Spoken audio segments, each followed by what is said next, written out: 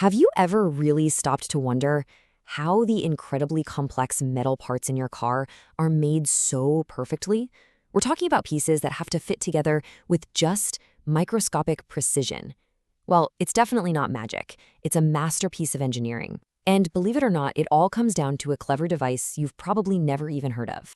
So first, let's really wrap our heads around the challenge here. Making identical, absolutely perfect parts, not just once, but millions of times over, that's one of the biggest hurdles in all of modern manufacturing. I mean, just think about a car engine for a second. It's this incredible symphony of moving parts. If even one of those parts is off by the width of a single human hair, the whole thing could just fail. So how on earth do they achieve that level of perfection every single time? Well, the answer starts with a process called machining. The basic idea is you take a solid block of metal and use really powerful cutting tools, things like drills or mills, to carve away all the unwanted material until you have the final shape. It's kind of like sculpting, but with an insane amount of power and precision. But here's the villain of our story. Machining is not a gentle process. Not at all. It involves these massive, violent forces. The cutting tools are literally ripping metal away, which can easily cause the part to shift or vibrate or even get damaged. One tiny slip, and that expensive part is headed for the scrap heap. So, how do you fight back against those incredible forces? Well, you call in an unsung hero of the assembly line. Meet the fixture. Now, its job sounds simple. It holds the part, but its role is absolutely fundamentally critical. A fixture is a custom-built device, and it's designed to do one thing: hold a specific workpiece in the exact right position, securely and without fail, while it's being machined. A fixture's job really breaks down into three core functions. You could almost call them its superpowers.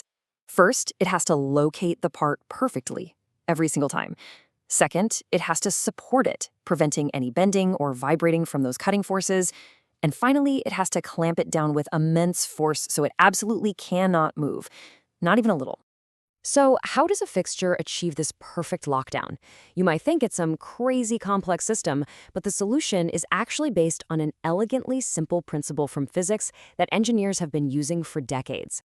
Okay, before we get to the secret, we need to quickly talk about a fundamental concept from physics called degrees of freedom. It sounds complicated, but all it really means is all the different directions an object can possibly move. And get this. Any object in 3D space has exactly 6 degrees of freedom. It can move up and down, left and right, and forward and back. That's 3 linear movements. It can also rotate around each of those 3 axes. Think pitch, yaw, and roll. That's 3 rotational movements. So 3 plus 3 is 6. And to hold something perfectly still, you have to eliminate all 6 of them. And this, right here, is the brilliant solution, the 3-2-1 principle. This is the big aha moment. A fixture uses just 6 points of contact to lock the part down. So first, you put 3 points on the base. Bam! That stops it from moving up and down and from tilting. Then you add 2 points on a side. Boom! That stops it from sliding forward and back and from twisting. And finally, just one last point on the third side stops it from sliding side to side. 3, 2, 1. That's it. All 6 degrees of freedom are gone.